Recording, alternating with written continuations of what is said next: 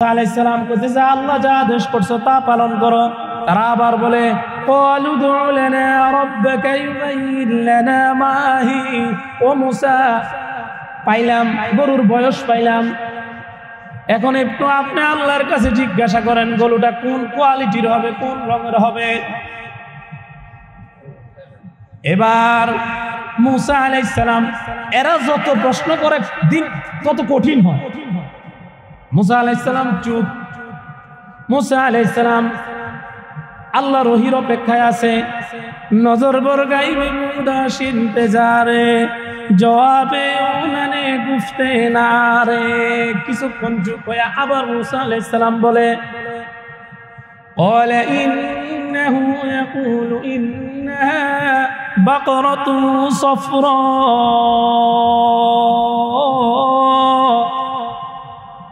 ও আমার জাতি, আল্লাহ তোমাদেরকে একটা সফরা ও হলুদ রঙের গরু কুরবানি জবাই করার জন্য বলছে। মোহতারাম হাজিরিন, গত সপ্তাহে আমি আপনাদেরকে একটা নেককার সন্তানের ঘটনা শুনাইছিলাম। বনি ইসরাইলের একজন নেককার সন্তান, যেই সন্তানটা মা বাবার আদেশ ছাড়া অন্য কোনো আদেশ সে মানত না, আবার মা বাবার কথার অবাধ্য হতো। এমন একটা সন্তানের ঘটনা আমি আপনাদের সামনে গত শুক্রবারে পেশ করছিলাম। বাকি অংশ বলছি আজকে আলোচনা করব, যদি আল্লাহ তৌফিক দান করেন। শুনতে রাজি আছেন ইনশাআল্লাহ? আমি আপনাদের খেদমতে কোরআন শরীফের সর্বপ্রথম সূরা, সূরা বাকারা। কোরআন শরীফের সর্বপ্রথম সূরার নাম কি? জোরে বলেন। সূরা বাকারা। সর্বপ্রথম সূরার নাম হলো সূরাতুল ফাতিহা। কোরআন শরীফের সর্বপ্রথম সূরার নাম সূরাতুল ফাতিহা। এই সূরা ফাতিহার পরের যে সূরাটা, এই সূরাটার নাম মাসহাবে উসমানের মধ্যে সর্বপ্রথম সূরা হিসাবে গণ্য হয় সূরাতুল বাকারা। ফাতিহার পরে, সূরা ফাতিহার পরে সর্বপ্রথম সূরা কোনটা? সূরাতুল বাকারা। এই বাকারা শব্দের অর্থ হইল গরু। বাকারা শব্দের অর্থ কি? গরু। এই সূরাটা অবতীর্ণ হয় মদিনার মধ্যে। মদিনাতে যখন এই সূরাটা অবতীর্ণ হয়, মদিনার কাফেররা, বেঈমানেরা, ইহুদিরা মুসলমানদের দ্বারে দ্বারে যায় গলিতে গলিতে বলতো, কিরে তোরা তো মুসলমানই না, মানুষই না, তোরা তো মানুষই না। যদি মানুষ হইতি তোদের ধর্মীয় গ্রন্থ কোরআনের সর্বপ্রথম সূরাটা গরুর সূরা হিসাবে কেন হইল? নাউজুবিল্লাহ কোন। এটা মদিনার কাফেররা ঠাট্টা করত, মস্কারি করত, যে তোরা তো মানুষই না, মুসলমানেরা তো মানুষই না। যদি মানুষ হইতো তাহলে ওদের প্রথম সূরাটার মধ্যে গরুর নাম কেন হইল? গরুর নামে কেন সূরা অবতীর্ণ হইল? আর কোনো নাম পায় না। মোহতারাম হাজিরিন, এইটা বইলা বইলা মুসলমানদের সাথে ঠাট্টা মস্কারি করত। আল্লাহ রব্বুল ইজ্জত ওয়াল জালাল এই সূরাটার মধ্যে কেন এই সূরাটাকে গাভীর নামে, গরুর নামে নামকরণ করলেন? কেন করলেন? মুফাসসিরিনে কেরাম লেখেন, আরবিতেও একটা নিয়ম আছে, বাংলাতেও একটা নিয়ম আছে, পৃথিবীর সমস্ত ভাষাভাষীর ভিতরে একটা নিয়ম আছে। কি নিয়ম? as-suratul lati zukirat fiha waqi'atul baqara। যদিও সূরা বাকারাটা গরুর নামে অবতীর্ণ হয়ে নামকরণ হয়ে থাকে, কিন্তু এটার মধ্যে আরো বিশদ আলোচনা রয়েছে, ঠিক কিনা জোরে বলেন। যেমন যদি আমরা জিজ্ঞাসা করি কাউকে, ভাই আপনার বাড়ি কই? তো সে বলল যে আমার বাড়ি সিদ্ধিরগঞ্জ। সিদ্ধিরগঞ্জ কোন জায়গায়? সিদ্ধিরগঞ্জ চেয়ারম্যান বাড়ি। আমার বাড়ি সিদ্ধিরগঞ্জের চেয়ারম্যান বাড়ি। এই চেয়ারম্যান বাড়ির নামের পরিচয় যে সে দিল, চেয়ারম্যান বাড়িতে কি চেয়ারম্যান একাই থাকে? জোরে বলেন, একাই থাকে না অন্য অন্য মানুষও থাকে? থাকে। কিন্তু চেয়ারম্যানের নাম কেন বললেন? চেয়ারম্যান একজন সম্মানিত মানুষ, চেয়ারম্যানের সবাই চিনে, ওই এলাকার মধ্যে একজন বিশেষ মানুষ হলো চেয়ারম্যান। এই জন্য চেয়ারম্যানের নামটা বলার সাথে সাথে সে ভালো করে চিনা ফেলে, পরিচয়টা সহজে পায়। এই জন্য সে সম্মানিত এবং পরিচিত ব্যক্তির নাম উল্লেখ করে। আল্লাহ রব্বুল ইজ্জত ওয়াল জালাল সূরা বাকারাটাকে, এই সূরা বাকারার মধ্যে কি আর অন্য কোনো আলোচনা আল্লাহ করেন নাই? অবশ্যই করছেন, বিভিন্ন দিকের আলোচনা করছেন, কিন্তু এই সূরার মধ্যে একটা গাভীর আলোচনা, গরুর আলোচনা এমন ভাবে হয়েছে, যেই আলোচনাটার মধ্যে উম্মতি মুহাম্মদের জন্য, এই উম্মতের জন্য আল্লাহ শিক্ষণীয় অনেক বিষয় রেখে দিয়েছেন। সুবহানাল্লাহ। এবং এই শিক্ষণীয় বিষয়ের মধ্যে কিয়ামত পর্যন্ত আনেওয়ালা মানুষের শিক্ষা রয়েছে। সুবহানাল্লাহ। এই জন্য আল্লাহ এই সূরার নামটাই গাভী নামে, গরুর সূরা হিসাবে নামকরণ করছেন। সুবহানাল্লাহ। এখন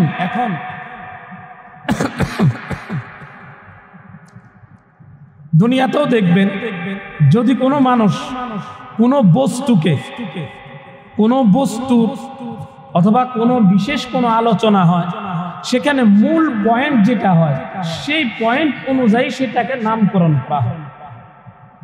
আল্লাহ এই সূরাকে গরুর নামে নামকরণ করছেন। সুবহানাল্লাহ। এই সূরার মধ্যে যে ঘটনা আল্লাহ উল্লেখ করছেন, বনি ইসরাইলের মধ্যে একজন খুব ধন্যাঢ্য ব্যক্তি ছিলেন, যার নাম ছিল আমিল।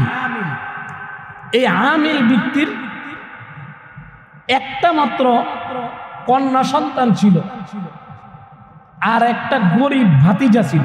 কিন্তু আমিল নামীয় ব্যক্তিটা অনেক ধনী, অনেক ধনী মানুষ, ধন দৌলতের কোনো অভাব নাই, এবং ধন দৌলত ভোগ করার মতো কোনো মানুষ নেই, শুধু এই মেয়েটা ছাড়া আর এই ভাতিজাটা ছাড়া।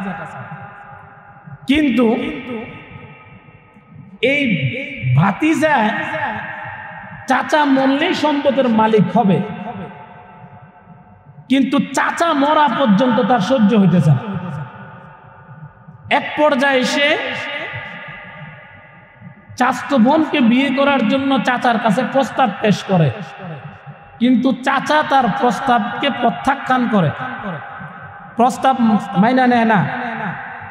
সে আরো বেশি ক্ষুব্ধ হইয়া এক রাত্রের অন্ধকারে চাচাকে হত্যা করে, চাচাকে মাইরা দুমুখী রাস্তার মাঝখানে রাত্রে আইনা ফালাই রাখে, এবং সকাল পর্যন্ত অপেক্ষা করতে থাকে। যখন ভোর হয়, 2-4 জন মানুষ আস্তে আস্তে বাইর হয়, বাইর হয়ে যখন লাশের কাছে এসে জমা হয়েছে অনেক মানুষ, তখন এবার সেও আসছে, আইসা এখন সে কান্নাকাটি শুরু করছে, কানতেছে, আরে আমার চাচারে কে মারলো, বিলাপ করে কান্নাকাটি শুরু করতেছে। এমনকি রাস্তার পাশে বাড়িঘর আছে, এই বাড়িঘরের জনবসতি এদেরকে দোষ দিতেছে যে এই লোকরে হত্যা করছে তোমরাই, আমার চাচারে তোমরাই হত্যা করছে। এখন আমি আপনাদেরকে প্রশ্ন করি, হত্যা কে করছে এটা আল্লাহ জানেন কি জানেন না? জোরে বলেন, জানেন কি জানেন না? খুব ভালো করে জানেন। আল্লাহ কোরআনের মধ্যে বলেন, وَإِذْ قَتَلْتُمْ نَفْسًا فَادَّارَأْتُمْ فِيهَا وَاللَّهُ مُخْرِجٌ مَا كُنتُمْ تَكْتُمُونَ। আল্লাহ বলেন, তোমরা যখন একজন মানুষকে হত্যা করেছিলে, ফাদ্দারাতুম ফিহা, এবং একে অপরকে দোষারোপ করতেছিলে,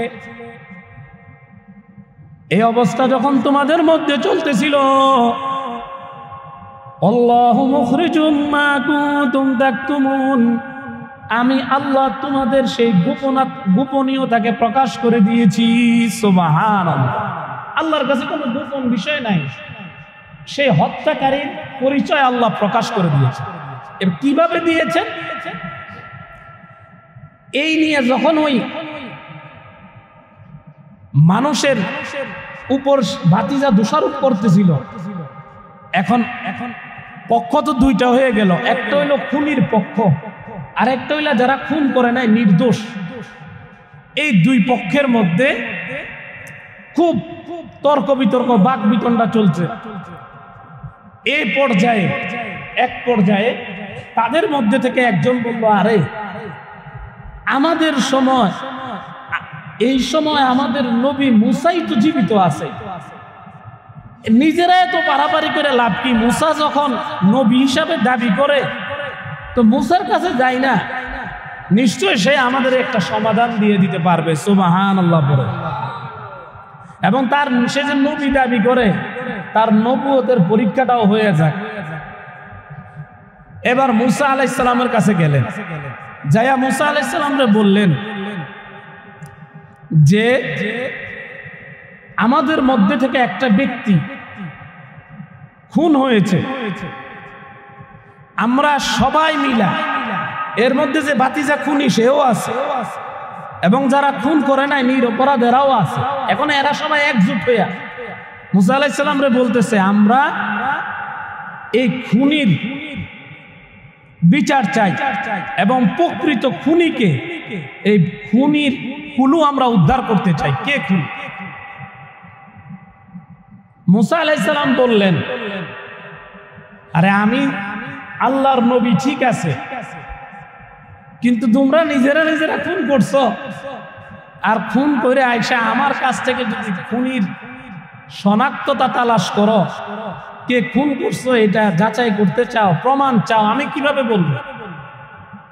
বনি ইসরাইল খুব তেরা জাতি, এরা সহজেই কোনো কথা মাননেওয়ালা না। বনি ইসরাইলের এরা বলতেছে, তুমি যদি নবী হয়ে থাকো, আমরাও মনে করি তুমি নবী, তো তোমার সাথে আল্লাহর সাথে একটা হট কানেকশন আছে, তুমি একটু তোমার রবকে জিজ্ঞাসা করো, তো এলেই দেখবে একটা যে কোনো একটা রাস্তা বের হয়ে যাবে। মুসা আলাইহিস সালাম কইতেছে, আল্লাহ আমি তো মহা বিপদে পড়ে গেলাম, আমি যদি এখন তাদের সামনে বলি, কিছু মানুষ হয়তো ঈমান আনবে, যার পক্ষে যাবে সে খুশি হবে, যার বিপক্ষে যাবে সে তো নারাজ হয়ে যাবে। আল্লাহ আমরা কোন বিপদে ফালাইলা? আচ্ছা ঠিক আছে, তারপরেও যখন তোমরা আমার কাছে আসছো, আমি একটু আমার রবের কাছে জিজ্ঞাসা করি। এখন মুসা আলাইহিস সালাম বলতেছেন, وَإِذْ قَالَ مُوسَى لِقَوْمِهِ إِنَّ اللَّهَ يَأْمُرُكُمْ أَن تَذْبَحُوا بَقَرَةً قَالُوا وَتَتَّخِذُنَا هُزُوًا قَالَ أَعُوذُ بِاللَّهِ أَن نَّكُونَ مِنَ الْجَاهِلِينَ। মুসা আলাইহিস সালাম তাদেরকে বললেন, আল্লাহ আমাকে একটা রাস্তা, একটা পদ্ধতি আমাকে বলে দিয়েছেন, ওই পদ্ধতি যদি তোমরা অনুসরণ করো, তোমরা পালন করতে পারো, মানতে পারো, তাহলে প্রকৃত খুনিকে তোমরা চিহ্নিত করতে পারবে। সুবহানাল্লাহ বলেন। এখন বনি ইসরাইল বলে, পদ্ধতিটা কি বলেন? বলে আল্লাহ বলছেন একটা গরু জবাই করার জন্য, গরু, এই গরুটা জবা কইরা ওই গরুর গায়ের থেকে একটা গোশত নিয়া, যিনি মারা গেছে তাকে ছোঁয়ানোর সাথে সাথে, স্পর্শ করার সাথে সাথেই ওই খুনি মৃত ব্যক্তিটা জীবিত হইয়া যে তাকে খুন করছে তার নামটা সে নিজেই বলে দিবে। সে নিজেই বলে দিবে। এবার মুসা আলাইহিস সালামের কওমেরা বনি ইসরাইল বলতেছেন, ও মুসা, ক্বালু আতাত্তাখিযুনা হুজুয়া, আরে মুসা, এটা কি একটা ঠাট্টা মশকারি করতেছো আমাদের সাথে? নাউজুবিল্লাহ পড়েন। কি আমরা আইছি আমাদের খুনি শনাক্ত করে দেওয়ার জন্য, কে খুন করছে খুনিরে বাইর করে দিবেন। একটা তো মানুষ খুন হয়েছে, নতুন করে আবার আপনি কইতেছেন গরু একটা জবাই করে আরেকটা খুন করার লাগে, প্রাণী হত্যা করার জন্য। কই মানুষ হত্যার বিচার, কই আরেকটা নতুন করে গরু জবাই করা। আপনি কোন কি এত দুনিয়ার যে কোনো মানুষ না, তো আল্লাহর নবী মুসা আলাইহিস সালাম সেই দিন একটা উত্তর দিবেন, কিয়ামত পর্যন্ত মানুষের জন্য এইটা উত্তরটা শিক্ষা রয়ে গেছে। সুবহানাল্লাহ। কি উত্তর জানেন? মুসা আলাইহিস সালাম বলেন, ক্বালা আউযু বিল্লাহি আন নাকুনা মিনাল জাহিলিন। ও বনি ইসরাইল, ও আমার কওমরা, ঠাট্টা মস্কারি করা এটা কোনো বুদ্ধিমান মানুষের কাজ নয়, এটা হলো মূর্খ মানুষের কাজ। যারা পাতলা মানুষ সমাজে দেখবেন এদের কোনো বাদ বিচার নাই, চার স্টলেও বসতেছে, গলিতেও বসতেছে, রাস্তায়ও বসতেছে, হি হি করে হাসতেছেও আছে, নাচতেও আছে। এরকম আছে না নাই জোরে বলেন? কারণ তার তো জ্ঞান কম, সে নিজের ওজন বুঝে না। ওজনহীন মানুষ আমি না, কে কইতেছে এটা? আরে কথা বুঝেন না, কথাটা কে বলতেছে? মুসা আলাইহিস সালাম বলতেছে, তোমাদের মতো আমি না, এত বেশরম নিষ্কর্মা আমি না। ক্বালা আউযু বিল্লাহি আন নাকুনা মিনাল জাহিলিন। আমি এই জাতীয় মূর্খতার থেকে আল্লাহর কাছে আশ্রয় চাই। সুবহানাল্লাহ। এবার পাইছিনি বনি ইসরাইল জবাব। আমরা তারে মস্কারির কর্নেওয়ালা বানাইতে চাইতেছিলাম, কিন্তু সে এমন জবাব দিছে, আমগরে মূর্খ বানাই ছেড়ে দিছে। নবী তো, নবীর কথা তো, নবীরা হইল যেই সময় যেই জমানায় যেই নবী আসছিলেন, ওই নবীরা হইল ওই জমানার সবচেয়ে বড় পণ্ডিত। সুবহানাল্লাহ। নবীর চেয়ে বড় জ্ঞানী সেই সময় আর কেউ ছিল না, আল্লাহ কাউকে বানান নাই। সুবহানাল্লাহ। এখন উত্তর এটা পাইয়া কয়, আচ্ছা ঠিক আছে, বুঝলাম, আল্লাহ গরু জবাই করতে বলছেন। এবার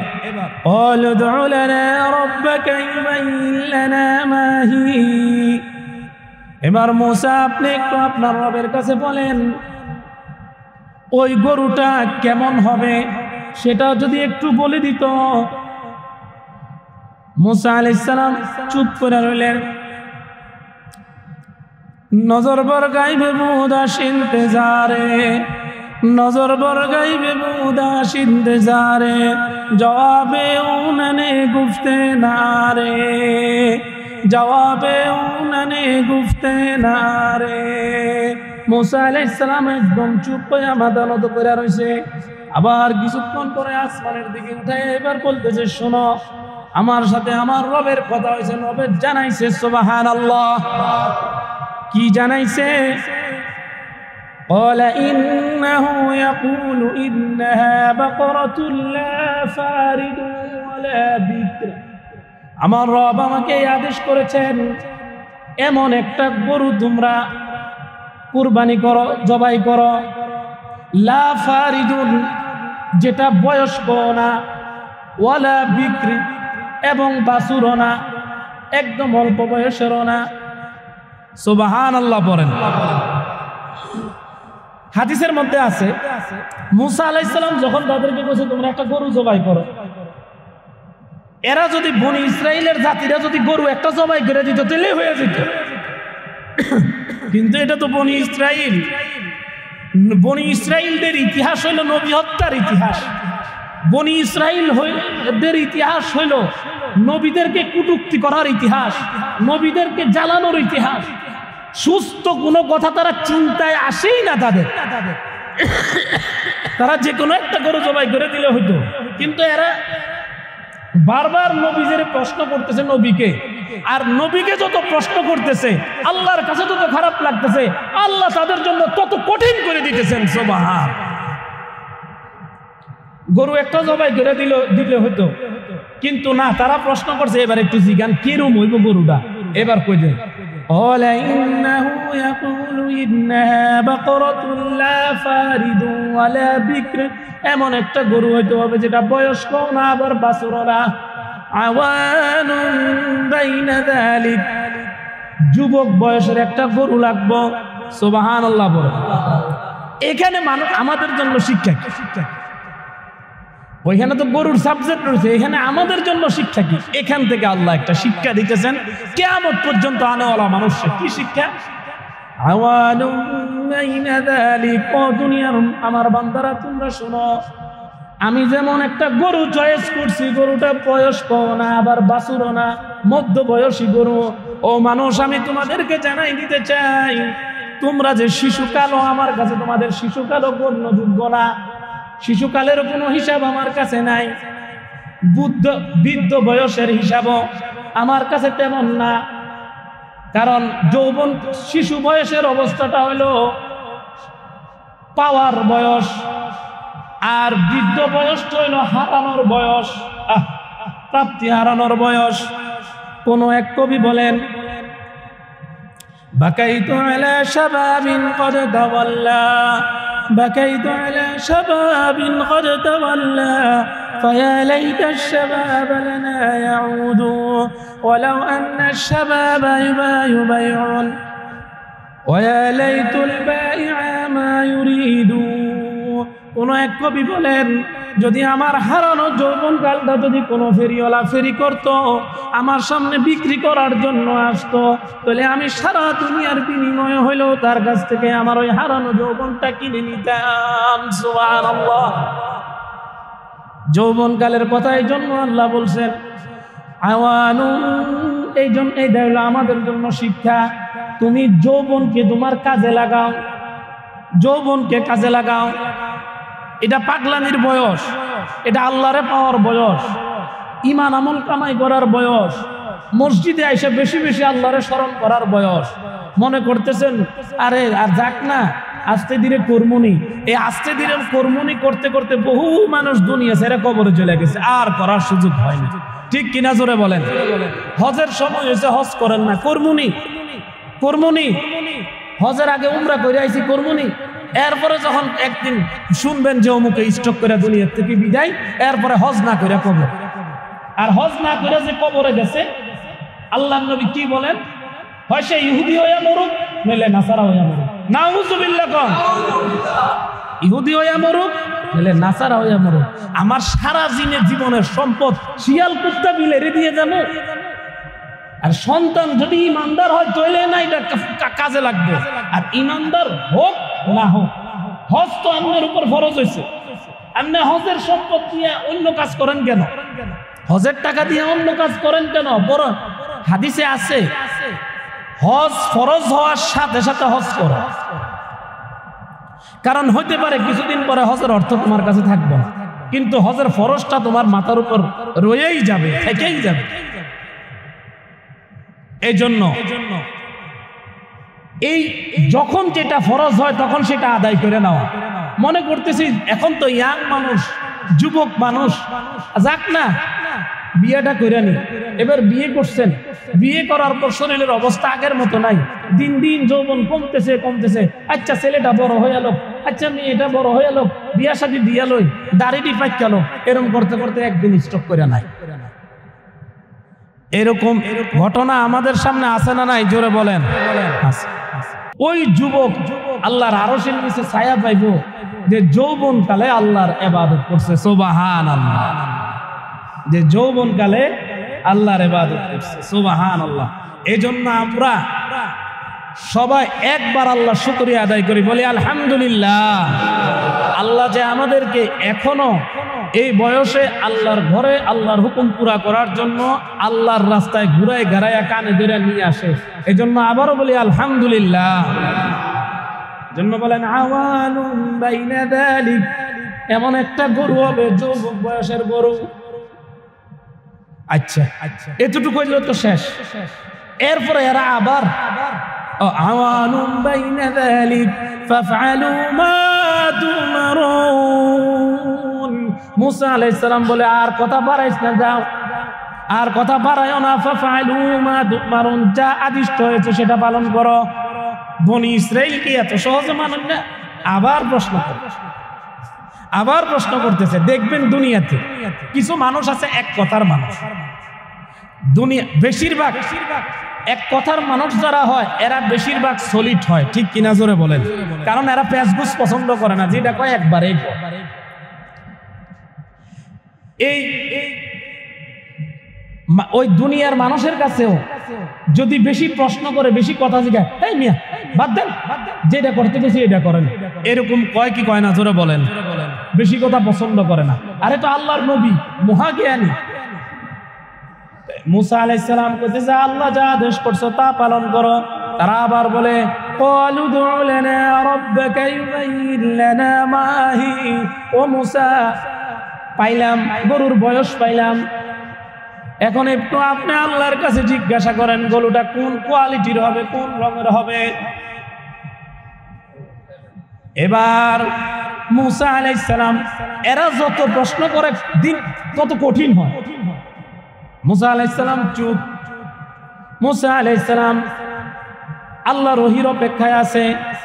নজর বরগাইবে মুদাস ইন্তজারে, জবাবে উনানে গুফতে নারে।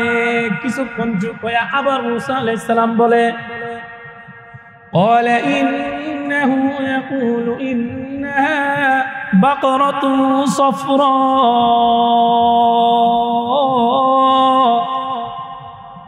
ও আমার জাতি, আল্লাহ তোমাদেরকে একটা সফরা ও হলুদ রঙের গরু কুরবানি জবাই করার জন্য বলছে।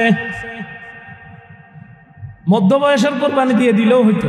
এরা যখন আবার প্রশ্ন করছে, এখন আপনাদের কাছে একটা প্রশ্ন করি, পৃথিবীতে আপনারা কালো, লাল, খয়েরি বহু কালার গরু দেখছেন, কালো, লাল, খয়েরি, সাদা, এছাড়া আর অন্য কোন কালারের গরু আপনারা দেখছেন? আছে? নাই।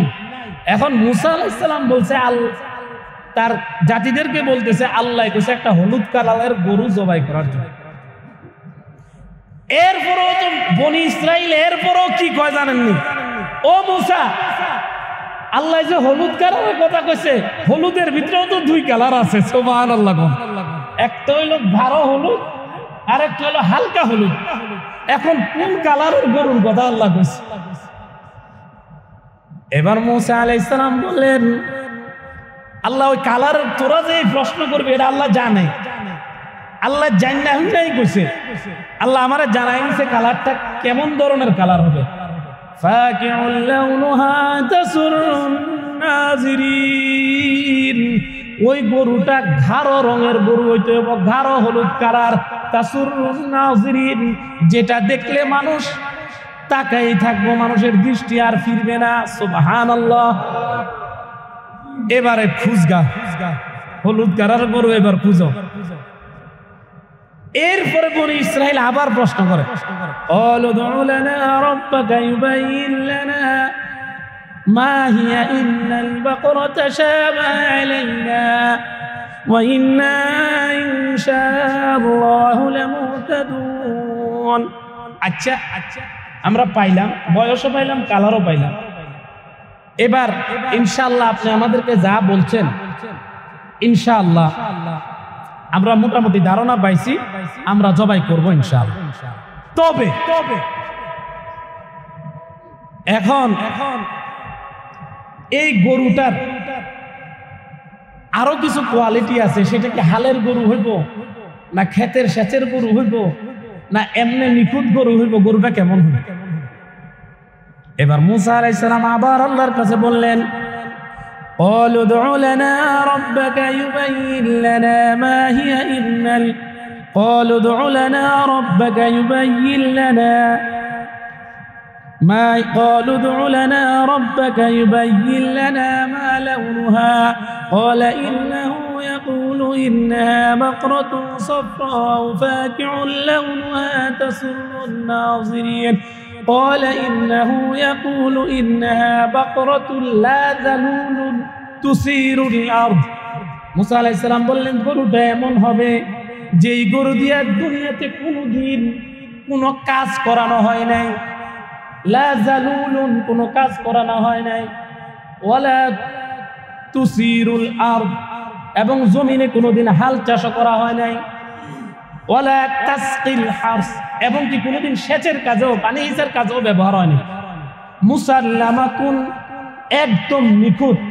লা শিয়াতা ফিহা, যার কোনো খুঁতমুত কিচ্ছু নাই। নিখুঁত একটা গরু বাইর করো। এখানে মুফাসসিরিনে কেরাম লেখে এর আগে যে তারা বলছিল ইনশাআল্লাহু লা মুহতাদুন, ইনশাআল্লাহ যে কইছে, কই এই ইনশাআল্লাহর ভিতরে যে আল্লাহর নাম আছে, আল্লাহর নাম যে বনি ইসরাইল নিছে, এই কারণে আল্লাহ গরুটা পাওয়া সহজ করে দিছে। যদি আল্লাহর নাম ইনশাআল্লাহ না নিত, হাদিসের মধ্যে আছে ক্বালা লাউলাম ইয়াস্তাসনাউ লামা ওয়াজাদুহা ইলা আখিরি আবাদান, কিয়ামত পর্যন্ত খুঁজলে তারা সেই গরুর সন্ধান পেত না। কিন্তু আল্লাহর নাম যখন ইনশাআল্লাহ নিছে, গরু পাওয়াটা আল্লাহ তাদের জন্য সহজ করে দিছে। সুবহানাল্লাহ। এতক্ষণ পরে মুসা আলাইহিস সালামের এই জাতি কয় আল আনা জিতা বিল হক, এতক্ষণে আপনি আল্লাহর কাছ থেকে একটা পরিপূর্ণ বর্ণনা আমাদের সামনে পেশ করছেন। সুবহানাল্লাহ বলেন। ফাযাবাহুহা ওয়া মা কাদু ইয়াফআলুন, আমরা জবাই করব।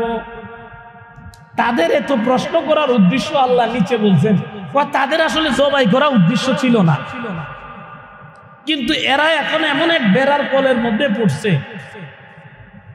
হয় হত্যাকারী যিনি তাকে হত্যাকারী বাইর করতে হবে, আর না হইলে যাদের উপরে দোষারোপ করছে এদের থেকে মুক্তিপণ আদায় করতে হবে, আর না হইলে ভাতিজা যে খুনি সে নিষ্পাপ হয়ে যায়। কেমন এক বিপদের মধ্যে পড়ছে। আল্লাহ তাআলার হুকুমে শেষ পর্যন্ত গত সপ্তাহে যে বলছিলাম, ওই যে নওজোয়ান যুবক মায়ের খেদমত গুজার সন্তান, নেককার সন্তান, অনেক লম্বা চূড়া ঘটনা, খুঁজতে খুঁজতে তাদের মধ্যে থেকে একজন ফেরেশতা আইসা বলল, এই তোমরা যে গরুর যখন বিবরণ পুরোপুরি পাইয়া গেছে, এরা সকালে একদল বাইর হয়, বিকালে একদল বাইর হয়, রাত্রে একদল বাইর হয়, পুরা দুনিয়ার যত জায়গা আছে সব খুঁজা শেষ, গরু মিলাইতে পারে না। আর ওই যে নওজোয়ান যুবক রয়েছে ফেরেশতাই বলে দিছিল, খবরদার গরু কিন্তু এখন বিক্রি করো না, গরু পরে বিক্রি করো, তোমার এই গরুর মূল্য অনেক চড়া মূল্য হবে। এরকম গরু পৃথিবীতে দ্বিতীয়টা আর নাই। সুবহানাল্লাহ। ফেরেশতা এসে বলতেছে, দিন রাত 24 ঘন্টা না, সারা জীবন পার করে ফেললো এই গরু পাইতে না, অমুক জায়গায় যাও, ওইখানে একটা গরুর সন্ধান আছে, যাইয়া তার কাছ থেকে গরুটা কোন রকম ভাবে কিনে আনো। যাইয়া ওই নেকটার সন্তানের কাছ থেকে গরু কিনে আনছে, গরুর দাম হইলো 15 আছে, এই গরুটারে 10 বার ওজন করে যে পরিমাণ ওজন হয়েছে এই পরিমাণ স্বর্ণ মুদ্রা এই পরিমাণ। এবার গরুর কেমন ওজন, আবার কোন রওয়ায়াতে আছে চামড়া ভর্তি স্বর্ণ মুদ্রা দিয়া এই গরু খরিদ করছে। সুবহানাল্লাহ পড়েন। এদিক দিয়ে ওই মায়ের দোয়ার বরকতে খেদমত করার কারণে এই সন্তানকে আল্লাহ তাআলা ধনী বানাই দিয়েছেন, এদিক দিয়ে বনি ইসরাইলের গরু আল্লাহ জোগাড় করে দিয়েছেন। সুবহানাল্লাহ। এরপরে করছে কি, গরু আনছে, আইনা জবাই করছে, জবাই করে তার গরুর গায়ের একটা গোশতের টুকরা নিয়ে যখন তার দুই বাহুর ওই মৃত আমেলের দুই বাহুর মাঝখানে ধরছে, সাথে সাথে মুর্দা জিন্দা হইয়া বসে পড়ছে। সুবহানাল্লাহ। সাথে সাথে বইলা উঠতেছে, আমার হত্যাকারী হইল বনি ইসরাইলের অন্য কেউ, আমার হত্যাকারী না, আমার হত্যাকারী হইল আমার আপন ভাতিজা, আমার আপন ভাতিজাই আমার হত্যাকারী, বাকি বনি ইসরাইলের যারা আছে সবাই নির্দোষ, আমার ভাতিজাই আমাকে হত্যা করছে, আমার সম্পদের জন্য আমাকে হত্যা করছে। এইভাবে হত্যাকারী শনাক্ত করে দিয়া আবার আমেল মৃত্যুবরণ করে ফেলছে। এইখানে আমাদের জন্য শিক্ষা কি?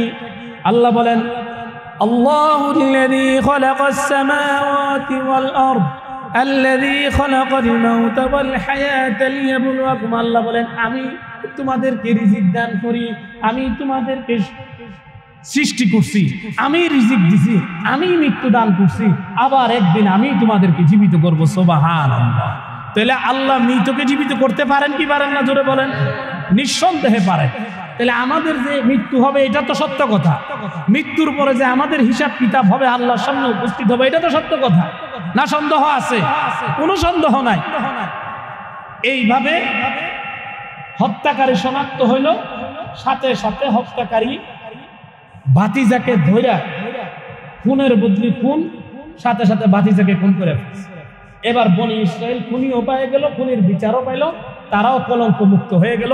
কিয়ামত পর্যন্ত আনেওয়ালা মানুষকে শিক্ষা দিলেন, মানুষ কিন্তু হত্যা করে কেউ বাঁচে না, মানুষ হত্যা করে কেউ বাঁচে না। এর একটা দৃষ্টান্ত সামান্য আমি আপনাদের সামনে পেশ করি। আজ থেকে 29 বছর আগে আমাদের এই দেশের একজন সেলিব্রিটি, একজন সুপারস্টারকে অহেতুক ফাঁসি দিয়ে মৃত্যুবরণ করা হয়েছিল। কি হয়েছে না জোরে বলেন? হয়েছে হয়েছে তো। আজ থেকে 29 বছর আগে ইয়াং সুদর্শন স্মার্ট একজন ব্যক্তিকে হত্যা করে ফেলেছে। 29 বছর পরেও সেটাকে আল্লাহ প্রকাশ করে দিয়েছেন।